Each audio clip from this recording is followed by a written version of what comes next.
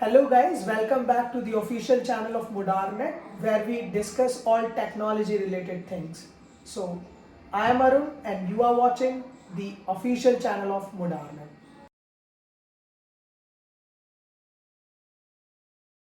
तो गाइस इस वीडियो में हम लोग बात करेंगे लैपटॉप के बेसिक्स और टेक्निकल चीज़ों के बारे में। तो मैं स्टार्ट करता हूँ।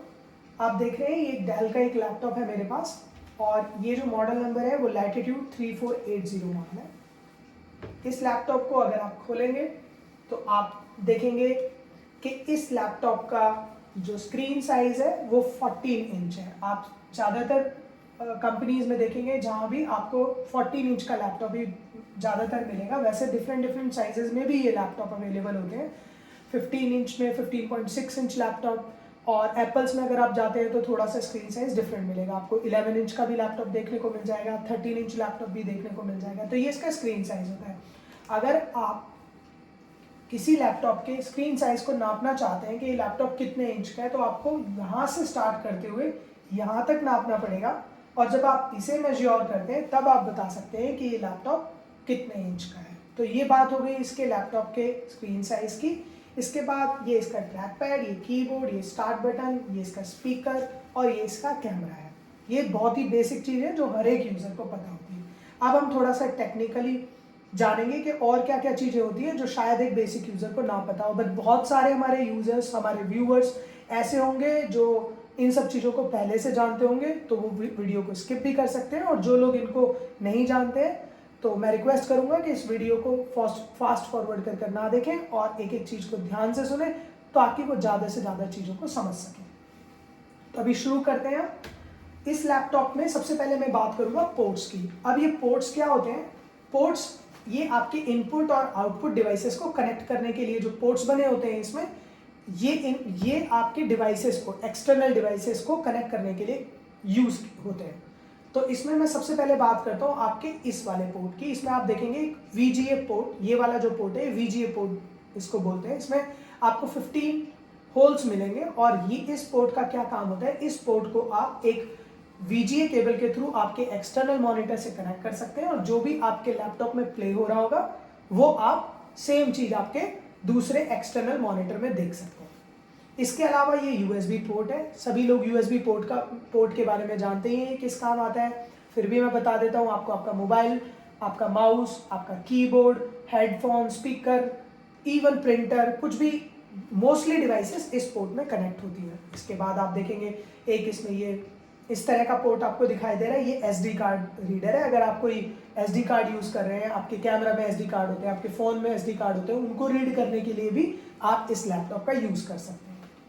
इसके अलावा इसके अदर एंड पे अगर देखेंगे तो आपको फिर से USB पोर्ट मिलेंगे, एक आपको HDMI पोर्ट मिलेगा। ये HDMI पोर्ट और VGA पोर्ट दोनों सेम पर्पस के लिए यूज होते हैं, बट अगर आपके पास जो एक्सटर्नल मॉनिटर है वो HDMI पोर्ट सपोर्ट करता है, मतलब अगर उसमें HDMI का भी कनेक्शन दिया हुआ है, यूजुअली आपको जो बड़े मॉनिटर्स होते हैं 32 इंच, 42, इनमें आपको HDMI का ऑप्शन मिल जाएगा। अगर आप ऑनलाइन क्लास ले रहे हैं या आपके बच्चे ऑनलाइन क्लास ले रहे हैं तो आपको इस पोर्ट की थोड़ी हेल्प मिल सकती है। आप एक HDMI केबल इस पोर्ट में लगा के दूसरी केबल आप अपने मॉनिटर में लगा सकते हैं और आप इसी स्क्रीन को एक बड़े वाइड मॉनिटर पर देख सकते हैं, जो कि आपको हेल्प करेगा कि आपको अगर कोई लॉन्ग टर्म कोई वीडियो कन्वर्सेशन अगर है आपका तो वो आपको ज़्यादा मतलब ईजिली आप उसको कर पाएंगे। इसके बाद जो इसका ये पोर्ट है ये इसके चार्जिंग के लिए है, इसको चार्जिंग जैक के लिए बनाया गया है। इसमें आप लैपटॉप के चार्जर को कनेक्ट करते हैं और ये इससे लैपटॉप चार्ज होता है। इसके बाद आपको एक ये पोर्ट दिखाई देगा, हो सकता है कई हमारे व्यूवर्स इस पोर्ट के बारे में ना जानते हो।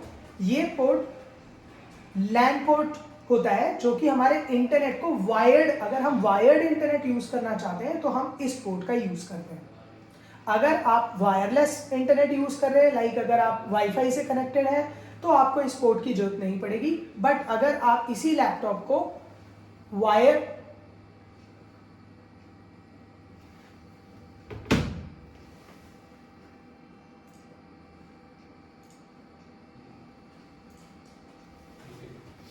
अगर आप इसी पोर्ट को वायर के थ्रू यूज़ करना चाहते हैं तो आप इस पोर्ट का यूज़ कर सकते हैं। इस पोर्ट को आपको आपके इंटरनेट से एक कनेक्शन लेके इस पोर्ट में कनेक्ट करना है और इससे आप इंटरनेट चला सकते हैं। इसके बाद आपको एक ये पोर्ट मिलेगा, ये इसका जैक है जिसमें कि आप अपने हेडफोन को कनेक्ट करते हैं। तो ये बात हो गई हमारे इस लैपटॉप के पोर्ट्स की, इसके स्क्रीन साइज की और बहुत ही बेसिक थिंग्स की। अब हम आगे बढ़ते हैं और अब हम क्या करेंगे, हम इस लैपटॉप को डिसअसेंबल करेंगे और देखेंगे कि इसके अंदर एक्चुअली में क्या क्या पार्ट होते हैं।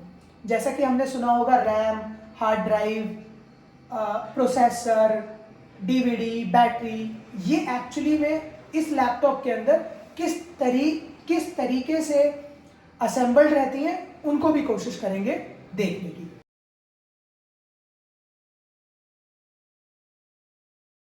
तो शुरू करते हैं गाइस। अभी मैं इस लैपटॉप को डिसअसेंबल करूंगा और देखूंगा कि इसके अंदर कौन कौन से पोर्ट होते हैं। सबसे पहले इसे करने के लिए आपको स्क्रूज इसके खोलने पड़ेंगे, अनस्क्रू करना पड़ेगा इसको।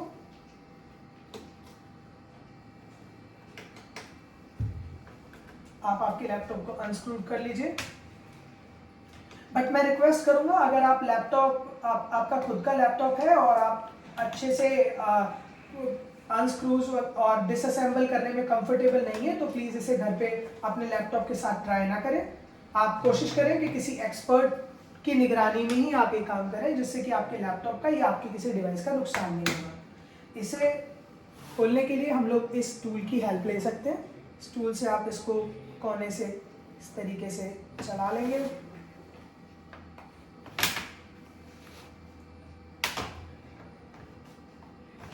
और उसके बाद आपको इसे इस कोने से पकड़ते हुए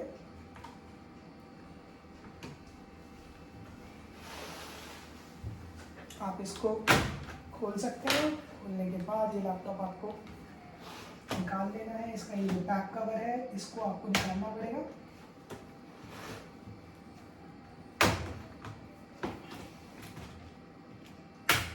जब आप इसको निकालेंगे तो इसके बाद आपको इसके अंदर कुछ इस तरीके से दिखाई देगा।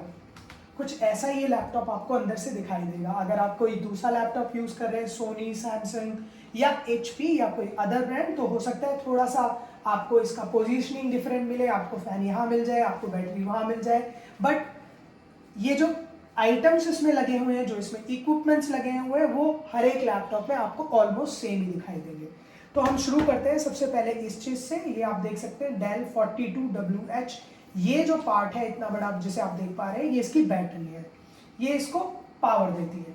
और जब आप इसे चार्ज करते हैं तो इसे चार्ज करने के लिए जब चार्ज आप लगाते हैं तो इस केबल के थ्रू और बोर्ड के थ्रू होते हुए ये बैटरी चार्ज हो जाती है।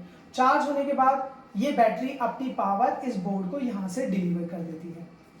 तभी आप देखते हैं जब आप बैटरी को नहीं भी लगा के अगर लैपटॉप को चलाना चाहें, जब भी लैपटॉप चल जाता है on the adapter, that means adapter सबसे पहले जो पावर डिलीवर करता है वो बोर्ड के थ्रू होते हुए ही बैटरी को हमेशा मिलती है। ये तो हो गया काफ़ी टेक्निकल स्टफ। अब जो मोटी मोटी चीज़ें हैं वो मैं आपको, जो बेसिक चीज़ें वो मैं आपको यहाँ पर बता देता हूँ। जैसे कि ये इसकी बैटरी है, इसके बाद आप इसमें एक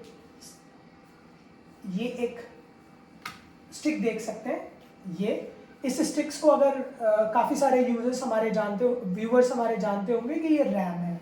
इसमें आप देखेंगे इसमें 2 रैम के स्लॉट्स दिए हुए हैं, एक ए और एक बी नाम दिया हुआ है। और ये जो स्टिक है इसका साइज है 4GB, यानी कि अगर आप एक से ज़्यादा रैम यूज़ करना चाहते हैं आपके लैपटॉप में तो आप एक से ज़्यादा रैम यूज़ कर सकते हैं। बट डिपेंड करता है कि आपके लैपटॉप में रैम्स का कितने का प्रोविजन दिया हुआ है। यूजुअली सभी लैपटॉप में आप देखेंगे 2 का प्रोविजन मिलेगा। अगर आप लेटेस्ट नए लैपटॉप्स लेते हैं तो उसमें एक रैम आपको बोर्ड पे इनबिल्ट बंट मिलेगी, जिसको आप देख नहीं पाएंगे, रिमूवेबल नहीं होगी। दूसरे रैम के लिए आपको एक स्लॉट मिलेगा जिसमें आप रैम को एक्सपेंड करने के लिए उसका यूज़ कर सकते हैं। ये लैपटॉप पर स्लॉट 16GB सपोर्ट करता है। इसका मतलब इसकी मैक्सिमम रैम सपोर्ट 32GB है। मैं 2 स्टिक्स इसमें 16GB के लगा सकता हूँ। इसके बाद आपके पास एक ये पार्ट दिखाई देगा जो कि है हार्ड ड्राइव। अब हार्ड ड्राइव में आपको 3 ऑप्शंस मिलते हैं। एक आपको हार्ड ड्राइव मिलेगा, जिस ये जो हार्ड ड्राइव है traditional hard drive, traditional metal hard drive, traditional metal 2.5 laptop hard drive. इसमें आप देखेंगे ये और ये बाय साइज एक जैसी हैं, बट इनका जो मेटल जो यूज किया हुआ है वो ट्रेडिशनल पुरानी हार्ड ड्राइव में आपको मेटल मिलेगा, और जो नई वाली हार्ड ड्राइव है उसमें आपको प्लास्टिक केसिंग मिलेगी। ये जो हार्ड ड्राइव होती है इसके अंदर मूविंग प्लेटर्स लगे होते हैं, और इस हेड की मदद से उस प्लेटर्स के ऊपर रखे हुए डेटा को पढ़ा जाता है। क्योंकि इसके अंदर मूविंग पार्ट लगे होते हैं तो ये हार्ड ड्राइव कुछ सालों के बाद काफ़ी स्लो परफॉर्म करने लगती है। कई हमारे यूजर्स और व्यूअर्स की कंप्लेंट आती है कि मैंने नया लैपटॉप खरीदा था और अब 1 साल 2 साल या 3 साल के बाद वो बिल्कुल स्लो परफॉर्म कर रहा है, बट जब हमने नया लिया था तो वो बहुत अच्छा चलता था। इसका सिर्फ एक ही रीज़न हो सकता है, वैसे कई और भी रीज़न हो सकते हैं, बट सबसे बेसिक और सबसे मतलब जो सबसे ज़्यादा इम्पैक्ट करता है आपके लैपटॉप की स्पीड को, उसमें हार्ड ड्राइव का बहुत बड़ा रोल होता है।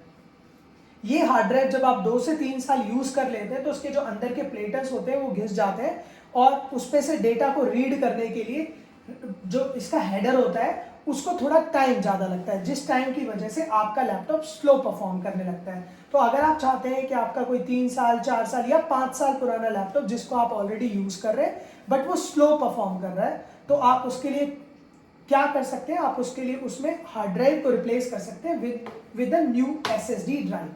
सो if you want someone to do it for you, like अगर आप नहीं ये खोलना चाहते हैं या आप कंफर्टेबल नहीं है या आपको लगता है कि अगर मैं खोलूँगा तो अगर हम नहीं खोल पाएंगे या हमें we need help of someone, then मैं एक नंबर सब्सक्रिप्शन नीचे डिस्क्रिप्शन में दे दूंगा, आप चाहे तो उस नंबर पे कॉल कर सकते हैं और आप हमारे फील्ड इंजीनियर को अपने यहाँ विजिट के लिए, आपके यहाँ पर विजिट के लिए बुला सकते हैं, जो कि आपकी हेल्प करेगा, आपकी हार्ड ड्राइव का डेटा ट्रांसफर करके आपकी नई SSD में ट्रांसफर कर देगा।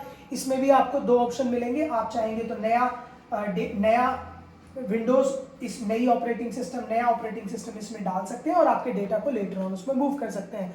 और अगर आप इससे भी बेस्ट ऑप्शन चाहते हैं तो आप इस हार्ड ड्राइव की पूरी इमेज बना के इसमें भी रिस्टोर करवा सकते हैं, जिसमें थोड़ा ज़्यादा टाइम लगता है। तो अब हम बात करते हैं कि इन दोनों को कंपेयर करते हैं और बात करते हैं कि अगर हम ये वाली हार्ड ड्राइव को इससे रिप्लेस करते हैं या किसी लैपटॉप में ये वाली हार्ड ड्राइव यूज़ करते हैं ट्रेडिशनल, या ये वाली हार्ड ड्राइव यूज़ करते हैं, तो उसमें डिफरेंस क्या आता है। जैसे कि मैं आपको ऑलरेडी बता चुका हूँ, इसमें मूविंग पार्ट्स होते हैं और टाइम के साथ साथ उसमें वो घिस जाते हैं और स्लो हो जाते हैं, मगर ये जो होते हैं इसमें एक सिलिकॉन चिप लगी होती है जो कि डेटा को स्टोर करने के काम होती है। जैसे कि आपने देखा होगा आपके पेन ड्राइव्स होते हैं, पेन ड्राइव में कोई मूविंग पार्ट नहीं होता, तो एग्जैक्टली ये भी वैसे ही काम करती है। इसके अंदर भी सिलिकॉन चिप्स लगे होते हैं जो कि डेटा को होल्ड करते हैं, और होल्ड करने के उसका जो मूवमेंट होता है, जो स्पीड रीड और राइट स्पीड होती है, वो इसके मुकाबले काफ़ी फास्ट होती है। तीसरी हार्ड ड्राइव जिसके बारे में बहुत ज़्यादा लोगों को नहीं पता है, बट वो M.2 NVMe हार्ड ड्राइव होती है, जो कि बिल्कुल रैम की तरह आपको दिखाई देगी और एक रैम जैसे ही स्लॉट पर वो लगाई जा सकती है। यहाँ पर एक आप देखेंगे ये वाला जो स्लॉट है ये उसी वाली हार्ड ड्राइव के लिए छोड़ा हुआ है। इसके बाद मैं आपसे बात करता हूँ, ये जो फैन है, ये फैन इस लैपटॉप को कूल रखने के लिए है, और ये इस पाइप के थ्रू हमारे प्रोसेसर के ऊपर लगा हुआ है। मतलब ये जो 4 स्क्रूज आप देख रहे हैं, इसी के नीचे आपका प्रोसेसर लगा है, जिसको आप i3, i5, i7 जो भी आप उसको मतलब जानते हैं या आप उसको बोलते हैं। लाइक अगर ये इंटेल Core i3 का प्रोसेसर है तो वो i3 प्रोसेसर आपको इसके नीचे मिल जाएगा, और अगर ये i5 है तो वो प्रोसेसर आपको इसके नीचे दिखाई देगा। तो अभी हमने इसके बेसिक के बारे में बात कर ली है। उसके बाद आपका ये जो ब्लू कलर का बोर्ड है, ये मदरबोर्ड है इसका। ये this board is the house of all the component, because ये जितने भी कंपोनेंट है ये इनको पावर जो डिलीवर करता है वो मदरबोर्ड ही डिलीवर करता है। इवन फैन और आपका प्रोसेसर, सभी को जो पावर डिलीवर होती है वो इसी मदरबोर्ड के थ्रू होती है। इसके अलावा एक छोटी सी चीज़ जो मैं आपसे और शेयर करना चाहता हूँ वो ये है कि ये इसमें एक सेल लगा हुआ है, CMOS बैटरी इसको बोलते हैं। CMOS 3 वोल्ट की ये बैटरी होती है जो कि लैपटॉप को टर्न ऑफ होने के बाद भी पावर डिलीवर करती है। इसके अलावा आपके पास ये छोटा सा ग्रीन कलर का एक कंपोनेंट लगा हुआ है, ये हमारा वायरलेस लैन है, WLAN इसको बोलते हैं। ये आपके वाईफाई सिग्नल्स को रिसीव करने के लिए काम में आता है। तो ये लैपटॉप के थे अंदर इंटरनली पार्ट जो मैंने आपको दिखा दिया है। अब हम इस लैपटॉप को वापस से बंद कर देंगे और फिर इसमें विंडोज़ डालना सीखेंगे। विंडोज़ डालने के बाद हम इसको विंडोज़ को कैसे ऑपरेट करें, क्या क्या उसमें बेसिक नीड्स होती है, उसके बारे में भी बात करेंगे। ठीक है, तो अभी हमने जब सभी बेसिक्स के बारे में बात कर लिए, तो अब हम इसको वापस से रीपैक कर देते हैं।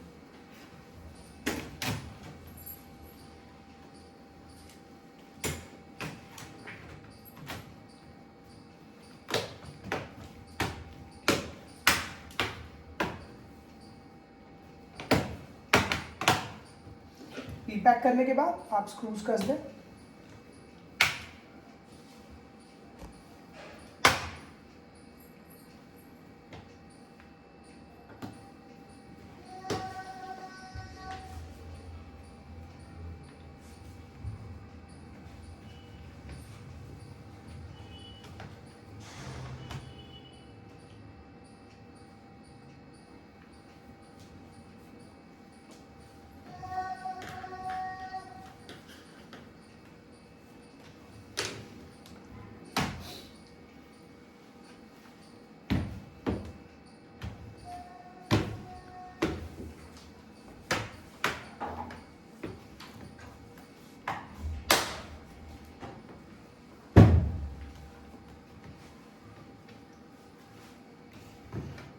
ठीक है गाइज, ये वापस से रीपैक हो गया। आप देखेंगे तो अभी ये बिल्कुल ठीक से रीपैक हो गया वापस से। तो एक बार देख लें कि कहीं आपने कोई स्क्रू मिस तो नहीं कर दिया, या फिर अगर आपने ठीक से पैकेजिंग को नहीं, मतलब ठीक से पैकेजिंग नहीं किया उसका। तो फिर अब लैपटॉप को आप शुरू करेंगे। अब हम डालेंगे इसमें नई विंडोज़, और विंडोज़ आज हम जो डालेंगे, हम विंडोज़ 10 डालेंगे और उसके बेसिक्स के बारे में बात करेंगे कि उसको यूज़ लायक बनाने के लिए हमें किस चीज़ की जरूरत पड़ेगी। तो उसके लिए अभी मैं इस लैपटॉप को रख देता हूँ, एक दूसरा लैपटॉप ले लेता हूँ जिसमें कि हमें विंडोज़ डालने में हेल्प मिलेगी। तो गाइस, अब हमने अभी हार्डवेयर के बारे में बात कर ली है, तो अब हम बात करेंगे कि हम अपने लैपटॉप को विंडोज़ डाल के चलाने लायक कैसे बना सकते हैं। तो लैपटॉप को अगर हमें प्रिपेयर करना है, तो हमें सबसे पहले डिसाइड करना पड़ेगा कि हम कौन सा ऑपरेटिंग सिस्टम उसमें डालना चाहते हैं। तो ऑपरेटिंग सिस्टम में आप चूज़ कर सकते हैं विंडोज़ 7, विंडोज़ 8, विंडोज़ 10 या विंडोज़ 11। मैं सजेस्ट करूँगा कि अभी जो करंट जो पीरियड चल रहा है उसमें विंडोज़ 10 ही सबसे ज़्यादा पॉपुलर है। वैसे विंडोज़ 11 इज़ ऑलरेडी लॉन्च हो चुका है already, it's already out there, so you can take that also. You can download it from the Microsoft's official website, create a pen drive with that, and you can use that also. But I suggest that because this is really very new, so you should be with Windows 10 for next I guess 6 to 7 months. You must use the Windows 10 only. But if you are already using it from like 2-3 years ago, then from the last 2-3 years, then you can also try Windows 11. But I am telling you here, I'll show you how to install and create the pen drive for Windows 10.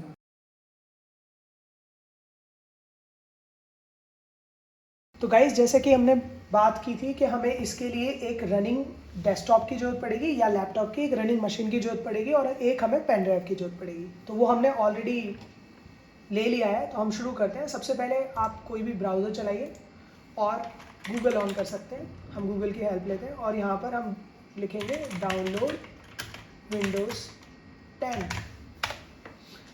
और इसमें जो सबसे पहली website आ रही है वो Microsoft की खुद की ऑफिशियल वेबसाइट है, और इसमें आपको download Windows 10 disc image ISO file के बारे में ऑप्शन मिलेगा। आप इस पर क्लिक करिए। क्लिक करने के बाद आपको ये जो सॉफ्टवेयर है मीडिया क्रिएशन टूल, आपको ये यूज़ करना है। आप क्लिक करिए डाउनलोड और इसको डाउनलोड कर लीजिए। डाउनलोड करने के बाद आप इसको रन करेंगे।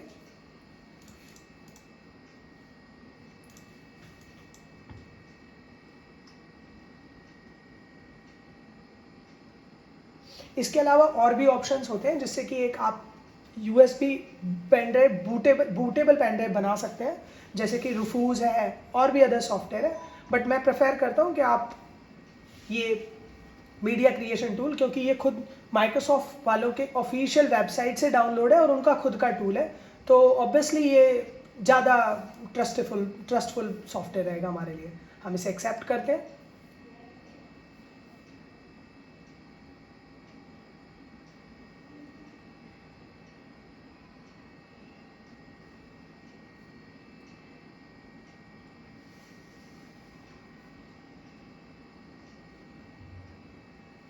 इसमें आपको दो ऑप्शन देंगे बिकॉज ये एक रनिंग कंप्यूटर है। ये आपसे पूछेगा do you want to upgrade this PC only और do you want to create a installation media for another PC. So we are what we are going to do, we are creating the media for another PC. So choose the second option, create installation media USB flash drive for another PC. Click next.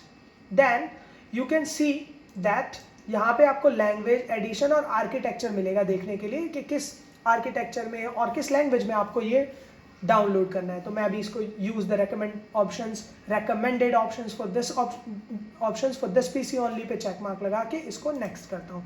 Next करने के बाद ये आपसे पूछता है कि आप ISO download करना चाहते हैं जिससे कि आप बाद में उसको USB पेन ड्राइव्स बूटेबल बनाना चाहते हैं, या अभी आप जो पेन ड्राइव ऑलरेडी कनेक्टेड है आपके कंप्यूटर में आप उसी को ही bootable media through this software करना चाहते हैं। तो बेटर रहेगा अभी के लिए हम डायरेक्ट USB मीडिया को ही क्रिएट कर लेते हैं, बाद में हम ISO फाइल को भी डाउनलोड करके रख सकते हैं, और जिससे कि हमें इंटरनेट की जरूरत नहीं पड़ेगी। हमें एक ऑफलाइन सॉफ्टवेयर की जरूरत पड़ेगी जैसे कि आपका रूफूज हो सकता है, या आप मीडिया क्रिएशन टूल का भी यूज़ कर सकते हैं। तो हम नेक्स्ट करते हैं USB फ्लैश ड्राइव में, नेक्स्ट करेंगे। इसके बाद आप दिस PC पे जाके एक बार कंफर्म कर लीजिए कि आपका जो पेन ड्राइव है उसको ड्राइव लेटर क्या मिला हुआ है। तो मेरे जो USB पेन ड्राइव को, मेरे पेन ड्राइव को जो ड्राइव लेटर मिला हुआ है वो है E। तो हम यहाँ पे कंफर्म करेंगे कि यहाँ E होना चाहिए एंड देन नेक्स्ट करेंगे। And because it is creating this bootable pen drive, then it will delete everything from your pen drive. So you should be aware, or you must make sure that there is nothing important left in the pen drive. So please format the pen drive before creating this. Alright, चलो इसे complete होने देते हैं, थोड़ी देर wait करेंगे। जब ये complete हो जाएगा तब हम इस पेन ड्राइव का यूज़ करेंगे हमारे लैपटॉप को बूट कराने के लिए और उसमें एक नया इंस्टॉलेशन करने के लिए विंडोज 10 का। ओके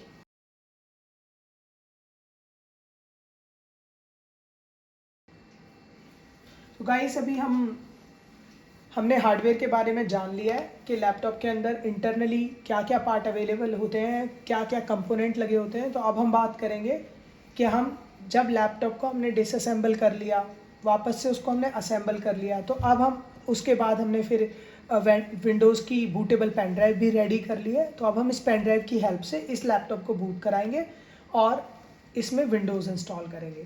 सबसे फर्स्ट ऑफ ऑल कई लोग पूछते हैं कि ये बूट क्या होता है, मैंने लैपटॉप स्टार्ट किया उसमें आ रहा है your bootable device is not found और there is no bootable device. ये बूटेबल डिवाइस क्या होती है, जब हम फर्स्ट टाइम जब हम लैपटॉप को ऑन करते हैं, जब हम उसको पावर स्विच ऑन करते हैं, तो लैपटॉप सबसे पहले वो ऐसी मीडिया जिसमें कि हमारे ऑपरेटिंग सिस्टम के बूटेबल फाइल्स पड़े हुए हैं उसको सर्च करती है। अगर जिस लैपटॉप को आज अभी आप यूज़ कर रहे हैं या आप अपने ऑफिस में यूज़ करते हैं, उसमें जब आप उसको पावर ऑन करते हैं तो वो सबसे पहले उस मीडिया को ढूंढता है जहाँ पर उसके बूटेबल फाइल्स पड़े होते हैं, usually of course the hard drive. But अगर आप पहली बार किसी लैपटॉप को चला रहे हैं जिसमें कभी विंडोज़ डली ही नहीं है, या आप कोई ऑपरेटिंग सिस्टम बदल रहे हैं, तो उस कंडीशन में आप बूटेबल मीडिया को चेंज कर सकते हैं। आप बूटेबल मीडिया को CD ड्राइव कर सकते हैं, लैन पोर्ट कर सकते हैं, नेटवर्क से बूट करा सकते हैं, या आप USB पेन ड्राइव से बूट करा सकते हैं। तो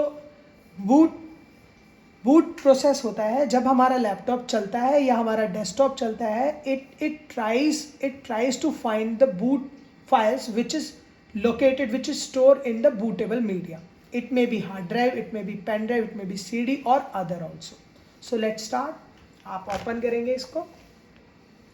लैपटॉप को ऑन करने से पहले आपको ये पेन ड्राइव इसमें वापस लगा लेना है और आपको पावर का बटन दबाना है। जब आप पावर का बटन दबाएंगे तो आपको F12 की कंटिन्यूसली प्रेस करते रहना है, जिससे कि preparing the one time boot menu. That means this is a temporarily one time boot menu only. So once you have selected this thing, next time whatever the boot correct boot order is, that would be followed by the computer. So this time हमारे पास legacy, UEFI और other option है. इसको हम next video में कभी discuss करेंगे. अभी हम बात करते हैं, हम UEFI से बूट कराते हैं और हमारा जो किंगस्टन ट्रैवलर्स 3.0 ये हमारा पेन ड्राइव है, इसको by arrows by direction keys हम इसको सेलेक्ट करते हैं और एंटर से प्रेस करते हैं. एंटर जब आप प्रेस करते हैं तो ये लैपटॉप USB पेन ड्राइव से बूट करता है. That means sometimes what happen in the new laptops, you will see these dots, but don't worry, this is nothing. When you are installing the Windows 10 in any computer, any laptop, you might see these things, but this is nothing to worry. तो हम इसे install होने देते हैं. अभी ये इसमें boot कर रहा है. बूट होने के बाद हम बात करेंगे कि इसको हमें इसका पार्टीशन कैसे करना है और इसमें हम फाइल्स को कॉपी करने के लिए प्रोसेस क्या क्या चाहिए होता है. इसके अलावा और क्या क्या चीज़ें चाहिए होंगी जो कंप्यूटर को रिक्वायर्ड होंगी इसके लिए. इसके बाद यहाँ पर आपको लैंग्वेज पूछ रहा है, टाइम एंड करेंसी का फॉर्मेट और कीबोर्ड का input. We left them like this only, we keep them like this only. Click on next and here you will see install now and repair your computer, two options. So we are not discussing the option which is below here, which is repair your computer. When you are running a laptop with everything working and something went wrong, अगर कुछ उसके साथ कुछ मतलब like वो अगर ठीक से काम नहीं करे, कोई अपडेट की वजह से इशू हो जाए, तब हम इस ऑप्शन का यूज़ करते हैं. इस ऑप्शन को भी हम आगे आने वाले वीडियो में डिस्कस कर लेंगे. तो आपको यहाँ पर करना क्या है, आपको इंस्टॉल नाउ पे क्लिक करना है और आगे हम देखते हैं क्या ऑप्शंस आते हैं. तो अभी हम शुरू करते हैं. Click on install now. जब आप इंस्टॉल नाउ पे क्लिक करोगे, एक और इस तरह से एक और नया विंडो आएगा. अगर आप एक जेन्युइन विंडोज़ यूज़ कर रहे हैं तो उसके लिए आपको एक प्रोडक्ट की ज़रूरत होती है. इसमें प्रोडक्ट की आप बाय कर सकते हैं माइक्रोसॉफ्ट की वेबसाइट से, और अमेज़ॉन पे भी आपको इस तरह के ऑप्शंस मिल जाएंगे. बट मेक श्योर जिस भी वेबसाइट से आप ये प्रोडक्ट की बाय कर रहे हैं वो मतलब कोई स्कैम नहीं हो जिसमें कि आप पेमेंट कर देते हैं और वो एक्टिवेशन वगैरह नहीं हो पाता. कई यूट्यूबर्स भी इसके बारे में बताते हैं कि किस वेबसाइट से आपको ये प्रोडक्ट की खरीदनी है. बट कुछ भी खरीदने से पहले please make sure that website is genuine and आपको एक करेक्ट और राइट प्रोडक्ट मिल रहा है वहाँ से. तो हम इसके बारे में बाद में कभी बात करते हैं. तो अभी हम बात करेंगे कि अब जब आप इंस्टॉलेशन करने लगेंगे, अगर और आपके पास if you don't have the product key, so what the option that you need to choose is I don't have a product key right now. तो आप इस वाले ऑप्शन को क्लिक करिए. मेरे पास प्रोडक्ट की अभी नहीं है, इस पर क्लिक कीजिए. जब आप इसे क्लिक करेंगे तो ये आपको ऑप्शंस दिखाएगा. अब ये ऑप्शंस क्या है, इन ऑप्शंस में आपको विंडोज़ 10, ये सारे के सारे विंडोज़ 10 के वर्जन्स हैं और आर्किटेक्चर वाइज दिखा रखा है इनको कि ये कौन से आर्किटेक्चर पे रन होते हैं. जो पेन ड्राइव हमने क्रिएट की है USB, ये 64 बिट आर्किटेक्चर पे काम कर रही है. इसका मतलब सारे ही ऑपरेटिंग सिस्टम विंडोज़ 10 के जो इस पेन ड्राइव के थ्रू आप इंस्टॉल कर सकते हैं, वो आपको ऑप्शन मिलेगा 64 bit. x64 means 64 bit, x86 मतलब 32 बिट. तो ये कुछ चीज़ें जानने के लिए हैं जो आपको पता होना चाहिए. इसमें ऑप्शन है आपके पास, आप विंडोज़ 10 होम इंस्टॉल कर सकते हैं, विंडोज़ होम एन इंस्टॉल कर सकते हैं, होम को सिंगल लैंग्वेज में भी यूज़ कर सकते, इंस्टॉल कर सकते हैं, एजुकेशन एन, प्रो एन. तो ये काफ़ी सारे ऑप्शन हैं. मैं चूज़ करूँगा विंडोज़ 10 प्रो. नेक्स्ट करते हैं. जब आप नेक्स्ट करेंगे तो आपको यहाँ पे माइक्रोसॉफ्ट का सॉफ्टवेयर लाइसेंस टर्म्स देखने को मिलेगा, जिसे कि आपको एक्सेप्ट करना है. क्लिक करिए एक्सेप्ट. आप एक्सेप्ट करने से पहले इसको अगर चाहें तो अच्छे से पढ़ भी सकते हैं, सारे टर्म्स आपको यहाँ मिल जाएंगे. इसके बाद आपको यहाँ पर नेक्स्ट क्लिक करना है और आपको दो ऑप्शन देगा. Upgrade the existing Windows if you have already installed Windows in it, so you can choose the upgrade, the first option. If you are installing the Windows first time in this laptop, then you have to choose the second option, which is custom install Windows only. Click on Windows only and you will see the hard drive. This is the hard drive. जो hard drive इसमें लगी हुई है वो पहले से उसमें Windows हमने इंस्टॉल किया हुआ है, तो उसके पार्टीशनिंग उसकी ऑलरेडी, पार्टीशंस उसके ऑलरेडी हो रखे हैं। तो अगर किसी इस तरह की हार्ड ड्राइव में आप काम कर रहे हैं तो बेटर होगा कि आप सारे ही पार्टीशन को पहले एक बार डिलीट कर दें। आप किसी भी पार्टीशन पे क्लिक करें और ये डिलीट का ऑप्शन चूज करें, click okay, click okay and click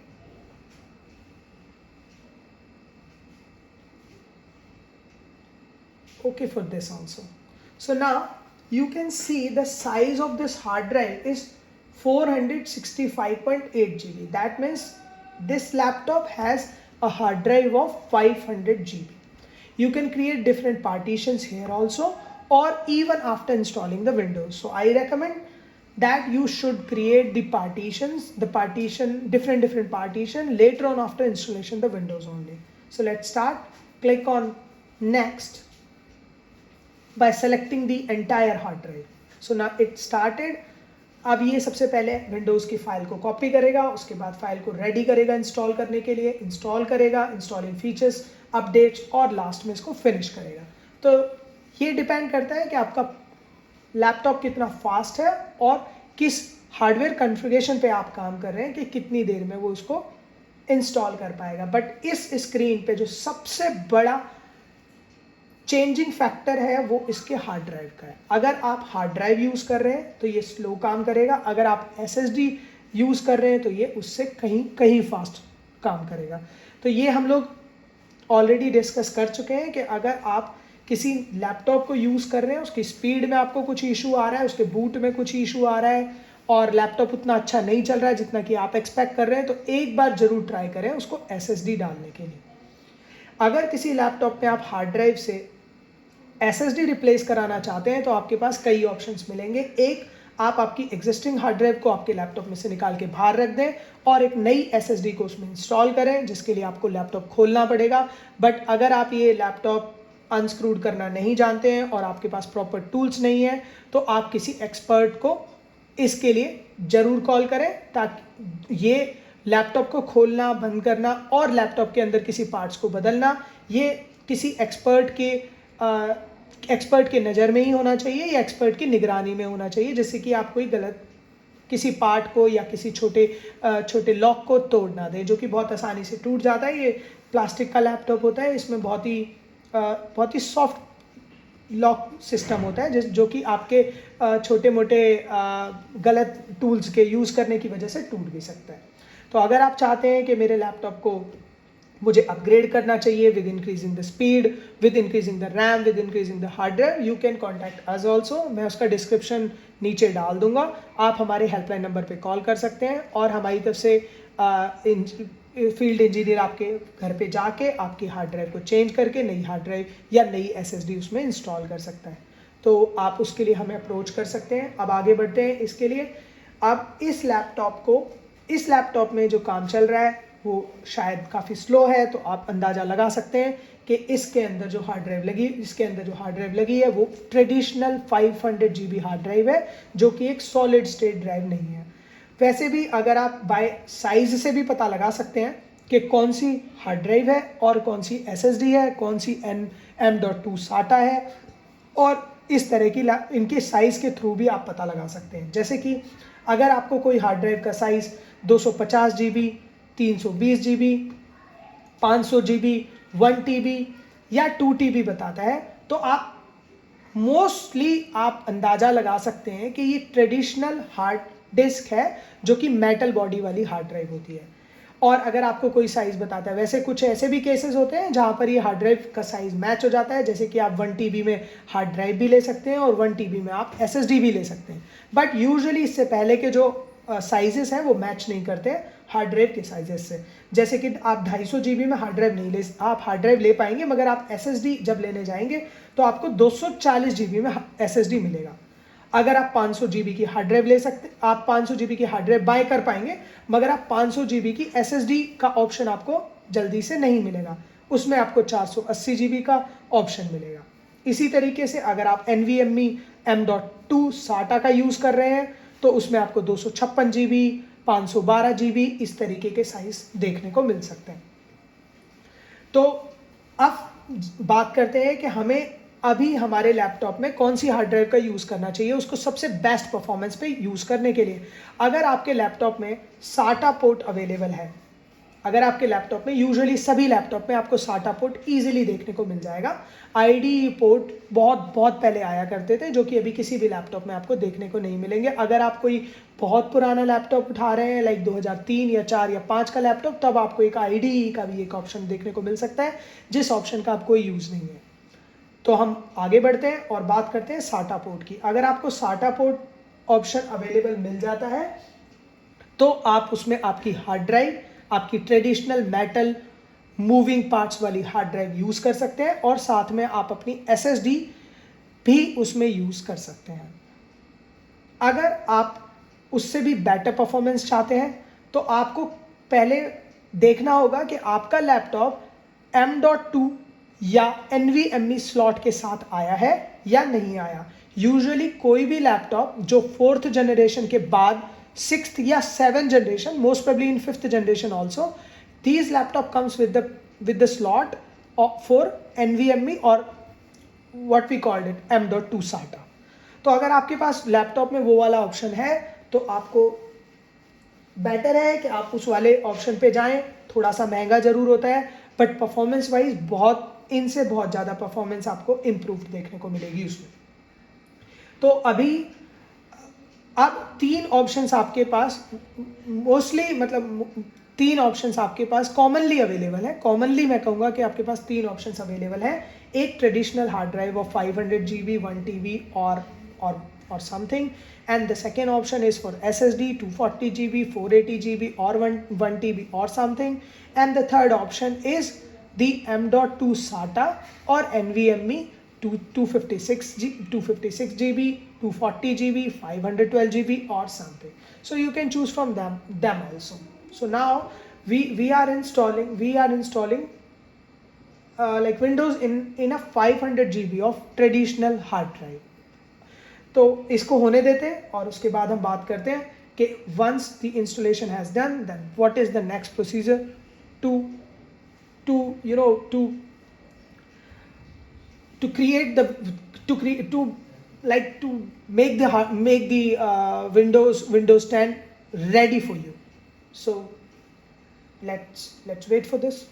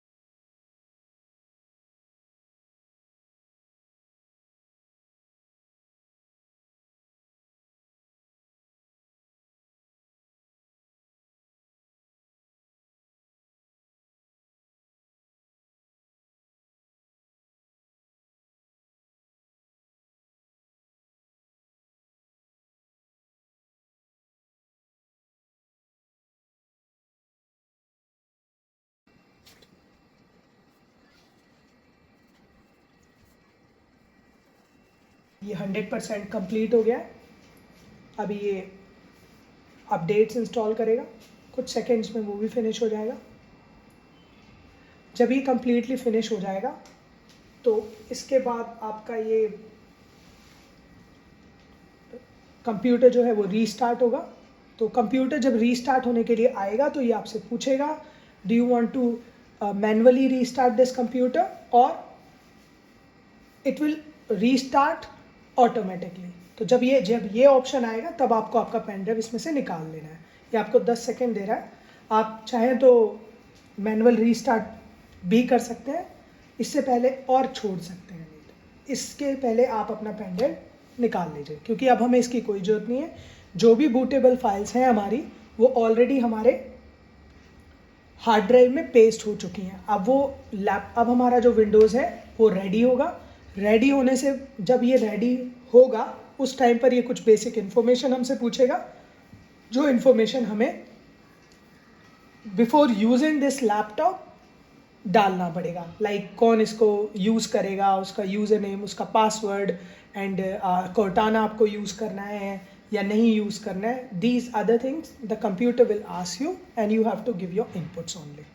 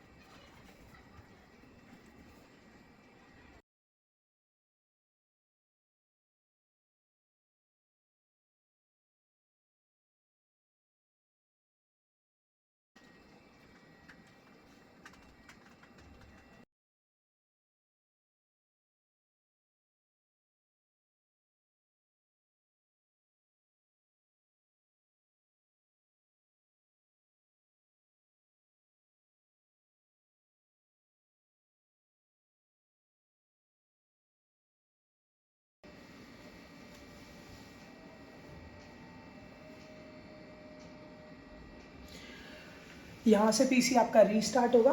एक बार रीस्टार्ट होने के बाद विंडोज़ लोड करेगा, तो विंडोज़ को दोबारा से लोड होने देते हैं। अब जिसके बारे में मैं आपको बता रहा था,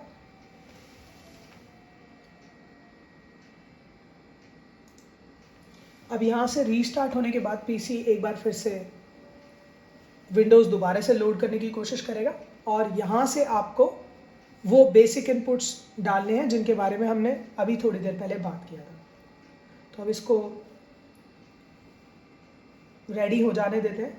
इट्स ऑलमोस्ट रेडी, बट अब यहाँ से हम शुरू करेंगे हमारे बेसिक इनपुट्स देना, जैसे हमें कोर्टाना इनेबल करना है या नहीं, या लोकेशन सर्विसेज, इंक सर्विसेज। इसके अलावा अदर कुछ फीचर्स होते हैं जो लैपटॉप कॉन्फ़िगर करने से पहले आपसे पूछेगा कि आप क्या क्या ऑप्शंस, क्या क्या फीचर्स हैं जो पीसी के, जिन्हें आप इनेबल करना चाहते हैं।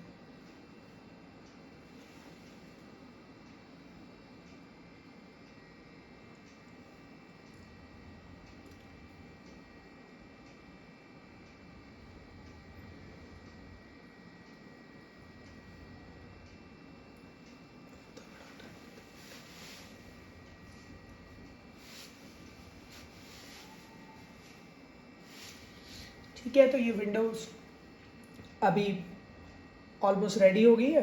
तो अब हम इसमें जो बेसिक इनपुट्स हैं इसके, वो देना शुरू करते हैं। यहाँ पे लैपटॉप बहुत ज़्यादा टाइम लेता है, क्योंकि इस लैपटॉप में HDD लगी हुई है, तो ये वैसे भी बहुत ज़्यादा स्लो है। अगर SSD में हम ये काम करेंगे तो थोड़ा सा और फास्ट चलेगा।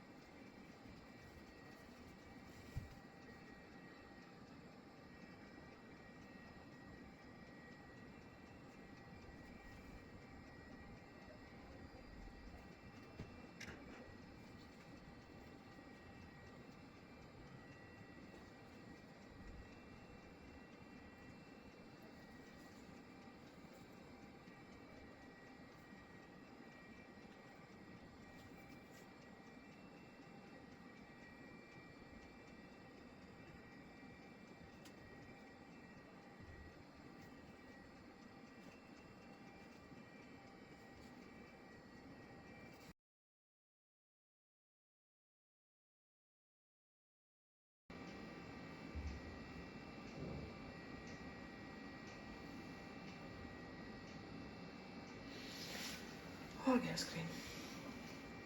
तो यहाँ पर अब आपको ये स्क्रीन देखने के लिए मिलेगा। इस स्क्रीन में आपको आपका रीजन सेलेक्ट करना है। तो मैं यहाँ पे इंडिया सेलेक्ट कर लेता हूँ। इंडिया सेलेक्ट करने के बाद आपको यस क्लिक करना है। उसके बाद ये आपसे आपका कीबोर्ड लेआउट पूछेगा। आप कोई भी कीबोर्ड लेआउट चूज़ कर सकते हैं। मैं यहाँ पर इंग्लिश इंडिया यूज़ कर लेता हूँ। नेक्स्ट जब आप करेंगे तो ये आपसे सेकंड कीबोर्ड लेआउट ऐड करने का ऑप्शन देगा। विंडोज़ 10 में ये फीचर है कि आप एक से ज़्यादा कीबोर्ड लेआउट चूज़ कर सकते हैं। तो मैं अभी इसको स्किप कर देता हूँ और हम बढ़ते हैं हमारे नेक्स्ट ऑप्शन के पास। जब आप नेक्स्ट ऑप्शन पे आएंगे तो विंडोज़ 10 आपसे आपके लैपटॉप को वाईफाई से कनेक्ट करने के लिए कहेगा, या वाईफाई से आप कनेक्ट कर सकते हैं, या अगर आपके पास ईथरनेट है तो उसका भी यूज़ कर सकते हैं। बट यहाँ पर इस विंडोज़ पे आपको बेटर रहेगा कि आप इस वाले ऑप्शन का चूज़ इस ऑप्शन को चूज़ करें, I don't have a internet, because अगर आप वाईफाई से कनेक्ट हो जाते हैं तो जो भी यूज़र आप इसमें क्रिएट करेंगे वो आपके माइक्रोसॉफ्ट का जो ईमेल आईडी है, माइक्रोसॉफ्ट का जो आपका पर्सनल या जो ऑफिस का ईमेल आईडी है उससे वो लिंक हो जाएगा, और आपको हर बार लॉगिन करने के लिए आपके उसी ईमेल आईडी के पासवर्ड की जरूरत पड़ेगी। तो हम इसे I don't have the internet choose करते हैं। नेक्स्ट करने के बाद ये आपको गाइड करता है कि आप अगर ऑफलाइन यूज़ करते हैं तो you will have limited options only, you click on continue with limited setup. Now you have to type the username who is going to use this computer. So I am choosing user only, click next, then create a password. So I'm not creating any password here, click on next, and now the features will come. These features that you can enable on or off, I am keeping them off. I'll tell you what these are. One is location. It allows you to locate your locations on the internet, find my device. To if you lose your device somewhere, you can find the device by using Microsoft website, and these are other options are also. Those are not that much important, so we will cover them in the later video if possible. Click on accept. Now this is the Cortana page where you can you have to accept the agreement of Cortana. अभी time लेगा, this will take several.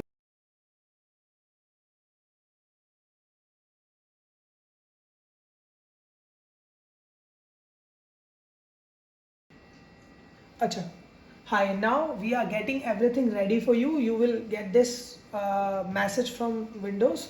Now this is almost ready. Now your desktop will come with icons and other options.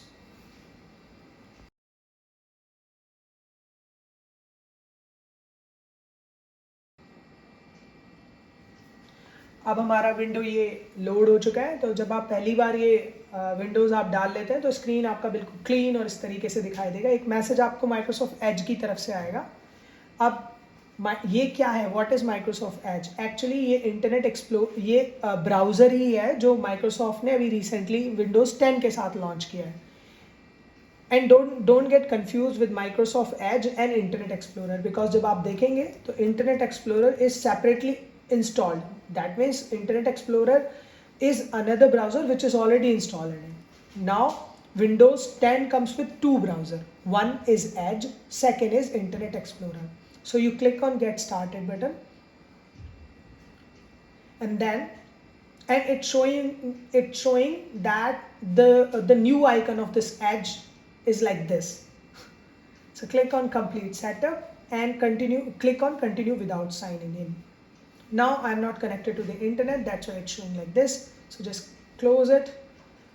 Now अब आपको ये PC आपका use करना है तो आपको कुछ ऑप्शंस, कुछ आइकन्स की जरूरत पड़ेगी, जैसे this PC, my documents, and how do we access them. बहुत आसान है। उसके लिए आपको राइट क्लिक करना है, पर्सनलाइज पे जाना है, यहाँ पे थीम्स वाले ऑप्शन पे जाना है और इसको नीचे ड्रैग जब आप करेंगे तो आपको एक ऑप्शन मिलेगा यहाँ पर change desktop icon settings. Click on this option. उसके बाद आपको ये तीनों जो भी आप देखना चाहते हैं आपके डेस्कटॉप पर उनको आप क्लिक कर दीजिए। अप्लाई क्लिक कीजिए, ओके क्लिक कीजिए। अब आप देख सकते हैं कि ये आइकन्स आपको यहाँ पर दिख रहे हैं। इसमें अगर आप राइट क्लिक करेंगे तो इसके जब आप राइट क्लिक करेंगे और व्यू पर जाएंगे तो आपको तीन ऑप्शन मिलेंगे। अगर आप लार्ज चूज़ करते हैं तो इनका साइज़ लार्ज हो जाएगा, अगर आप मीडियम चूज़ करते हैं तो ये मीडियम रहेंगे, और अगर आप स्मॉल करना चाहते हैं तो आप ये स्मॉल भी कर सकते हैं। इसके बाद नीचे इस एरिया को, जिस एरिया ये ब्लैक कलर का जो स्ट्रिप आपको दिखाई दे रहा है, इसको टास्क बार बोलते हैं और इस पर हमारे सारे जो रनिंग टास्क होते हैं वो यहाँ पर दिखाई देते हैं। ये बाय डिफ़ॉल्ट विंडोज़ 10 में मेल्स का ऑप्शन आता है, इसको आप यूज़ कर सकते हैं। मैं इसको अनपिन कर देता हूँ। अनपिन का मतलब मैं इसे टास्क बार से रिमूव कर दूंगा और जब मुझे ज़रूरत होगी तो मैं इसको प्रोग्राम से रन कर लूँगा। तो अनपिन कर देता हूँ। मैं स्टोर को भी अनपिन कर रहा हूँ और साथ में कोर्टाना को भी मैं अनपिन कर सकता हूँ। Show the task bar icon को भी मैं रिमूव कर देता हूँ, टास्क बटन को, सॉरी। इसके बाद आपको एक ऑप्शन यहाँ पर एक आइकन दिखाई देगा न्यूज़पेपर की तरह। तो अगर आप इसे भी हटाना चाहते हैं तो आप इस पर राइट क्लिक करिए और न्यूज़ एंड इंटरेस्ट पे टर्न ऑफ कर दीजिए। अभी ये लैपटॉप हमारा बेसिकली मतलब विद बेसिक सेटिंग्स रेडी हो गया। अगर आप दिस पीसी खोलेंगे तो आपको सारा लाइक अंदर सी ड्राइव और आपके desktop, music and these folders, ये सभी फोल्डर्स आपको दिखाई देंगे। इसके अलावा जब हमने ये विंडोज़ इंस्टॉल किया था तब हमने वहाँ पर कोई भी पार्टीशन टेबल नहीं बनाया था। हमने ओनली एक पार्टीशन क्रिएट किया था, सी ड्राइव ओनली। अभी हम क्या करेंगे, इस पार्टीशन को श्रिंक करेंगे और इसमें से कुछ अमाउंट ऑफ जीबीज निकाल कर उसका एक और नया पार्टीशन बना लेंगे, जिससे कि हमें हमारा एक और ड्राइव मिल जाएगा। उसमें हम अपने डेटा को रखेंगे और सी ड्राइव जो कि हमारा ऑलरेडी ये दिखाई दे रहा है, इसमें हमारे विंडोज़ के फाइल को रहने देंगे। तो इसे करने के लिए हम इसे क्लोज करते हैं और कंप्यूटर पर राइट क्लिक करके मैनेज का ऑप्शन चूज करते हैं, जो कि कंप्यूटर मैनेजमेंट को डिनोट करता है और इसमें आपको काफ़ी सारे कंप्यूटर को मैनेज करने के ऑप्शन दिखाई दे जाएंगे। इसमें आप कंप्यूटर के हार्डवेयर को भी देख सकते हैं, किस तरह का हार्डवेयर आप इसमें यूज़ कर रहे हैं, कौन सा प्रोसेसर है, क्या वाईफाई है आपका, और आपके अदर इनपुट डिवाइसेस को भी अगर आप देखना चाहें तो यहाँ से देख सकते हैं। बट अभी हम बात करेंगे डिस्क मैनेजमेंट की। मैं डिस्क मैनेजमेंट पे क्लिक करता हूँ और यहाँ पर नीचे डिस्क का आप साइज़ देख सकते हैं, 465 GB। दैट मीन्स ये जो हार्ड ड्राइव हम यूज़ कर रहे हैं ये 500 GB की है। इसमें आपको 3 पार्टीशन दिखाई देंगे और तीनों ही पार्टीशन प्राइमरी हैं, एक 100 MB का, एक 465 MB का और 509 MB का।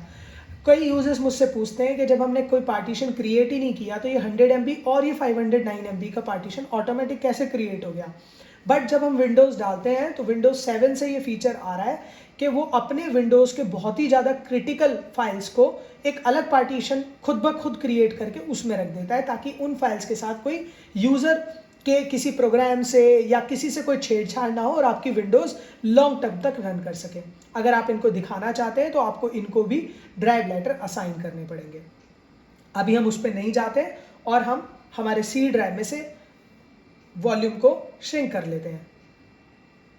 हम श्रिंक पे राइट क्लिक करके श्रिंक का ऑप्शन चूज करते हैं और 80 के बाद हमें जितने भी जीबी का पार्टीशन चाहिए हम उतने उतना नंबर लिख के उसके बाद 3 0 लगा सकते हैं, जिससे कि वो जीबी के आसपास पहुंच जाएगा। जैसे मुझे अगर 80 GB का पार्टीशन बनाना है तो मैं 80 लिखने के बाद 3 0 और उसमें ऐड कर देता हूं और ये हमारा जो पार्टीशन होगा ये समवेयर 80 GB का बनेगा, 78.13 GB। तो अभी आप यहाँ पर देखेंगे this partition is already created but this is not located, so you cannot see this partition there on or this PC. So what you have to do, आप यहाँ पे राइट क्लिक करिए, न्यू सिंपल वॉल्यूम पे click कीजिए, next करिए। ये आपको size बताएगा कि आप इससे भी पार्टीशन कम कर कर इसका बना सकते हैं, but I am choosing this only. Click on next and then choose the drive letter, then click on next. और आप यहाँ पे इस वॉल्यूम का नेम भी बदल सकते हैं। मैं इसको माई डेटा वॉल्यूम नेम दे देता हूँ and then click on finish. Now you can see this partition there in this PC. You can see this is added.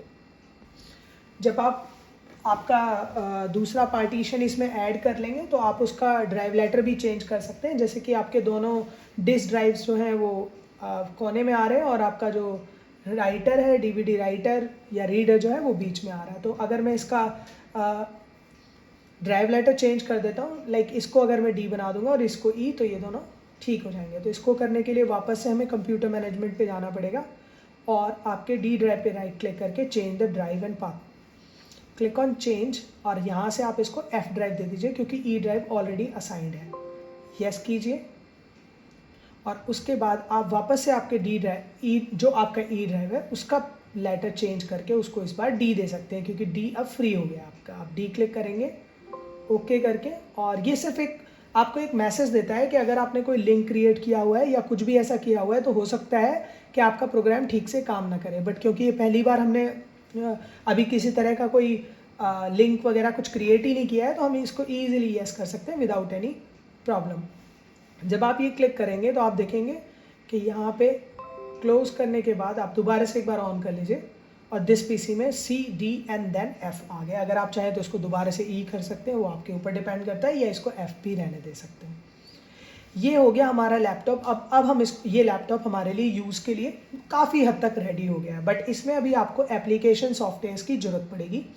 जैसे कि आपको अडोब रीडर PDF रीड करने के लिए चाहिएगा, आपको माइक्रोसॉफ्ट ऑफिस सूट डालना पड़ेगा जिसमें कि आपका वर्ड, एक्सेल, पावर पॉइंट और आपके अदर सॉफ्टवेयर्स लाइक एक्सेस और आउटलुक, अगर आप प्रोफेशनल यूज़ कर रहे हैं तो आउटलुक की भी आपको जरूरत पड़ सकती है। इसके अलावा जो basic software, others basic software है, आप VLC सॉफ्टवेयर का यूज़ कर सकते हैं आपके वीडियोस वगैरह प्ले करने के लिए, but that's up to you, ये आपकी चॉइस है आप कौन सा सॉफ्टवेयर उसके लिए यूज़ करेंगे। बाकी media player already Microsoft Windows 10 में आपको इंक्लूडेड मिलेगा और उस पर भी आप अपने सभी वीडियोज़ को प्ले कर सकते हैं। अब हम बात करते हैं कि इसमें जो अदर बेसिक सेटिंग्स हैं उनको हम कैसे एक्सेस करते हैं और क्या क्या चीज़ें होती हैं जो हमें लैपटॉप को पहली बार जब हम प्रिपेयर कर लेते हैं तो उनका हमें ध्यान रखना चाहिए। जैसे कि हमें डेट और टाइम अपने अकॉर्डिंग चेंज कर लेना चाहिए। इसके लिए आपको राइट क्लिक करना है और चूज़ करना है डेट एंड टाइम। यहाँ पर आप देखेंगे US एंड कनाडा का ऑप्शन चूज़ है, जिसको मुझे चेंज करके UTC 5:30 पे डालना पड़ेगा, जो कि हमारा इंडिया का डेट टाइम जोन है। तो उसके लिए हम नीचे जाते हैं और आपको यहाँ UTC + 5:30 में ऑप्शन मिल जाएगा। इसके बाद आपको date and time regional settings पे क्लिक करना है, एडिशनल रीजनल सेटिंग्स पे क्लिक करना है और फिर एक बार फिर से चेंज फॉर्मेट पे क्लिक करना है, नंबर एंड फॉर्मेट। आप देखेंगे कि यहाँ पे जो टाइम आ रहा है वो 15:58 में आ रहा है, मतलब कि आपका ये 24 आवर्स वाले फॉर्मेट पे चल रहा है।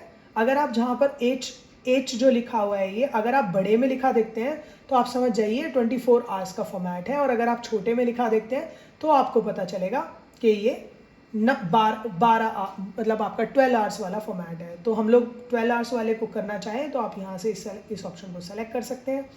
इसके लिए भी आप ये ऑप्शन सेलेक्ट कर सकते हैं और इसे अप्लाई कर दीजिए।